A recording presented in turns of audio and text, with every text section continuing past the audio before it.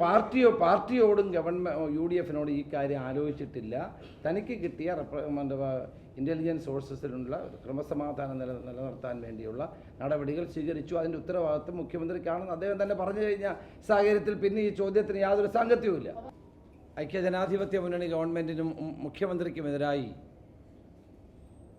ഇടതുപക്ഷം നടത്തുന്ന സമരം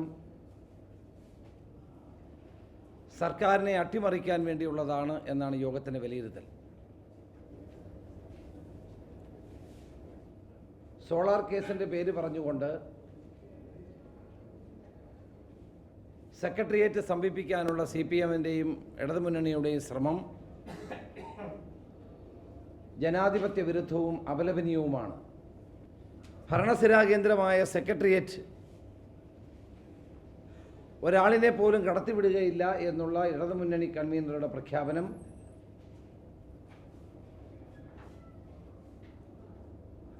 ജനാധിപത്യ വിരുദ്ധവും ഫാസിസ്റ്റ് നടപടിയുമാണ്.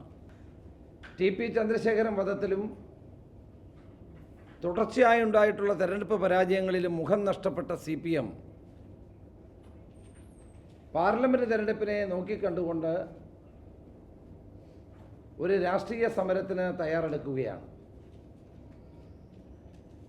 ആ സമരത്തെ രാഷ്ട്രീയമായി തന്നെ നേരിടാൻ കോൺഗ്രസ് പാർട്ടി തയ്യാറാണ്. ഓഗസ്റ്റ് 16 മുതൽ 26 വരെ 10 ദിവസക്കാലം ഇടതുമുന്നണി നടത്തുന്ന തെറ്റായ സമരമാർഗത്തിൻ്റെ പൊള്ളത്തരങ്ങൾ തുറന്നു കാട്ടാൻ വിപുലമായ ക്യാമ്പയിൻ സംഘടിപ്പിക്കാൻ KPCC തീരുമാനിച്ചിരിക്കുകയാണ്. അതിൻ്റെ ഭാഗമായി 140 പൊതുയോഗങ്ങൾ, വിശദീകരണ യോഗങ്ങൾ സംഘടിപ്പിക്കുന്നതാണ്.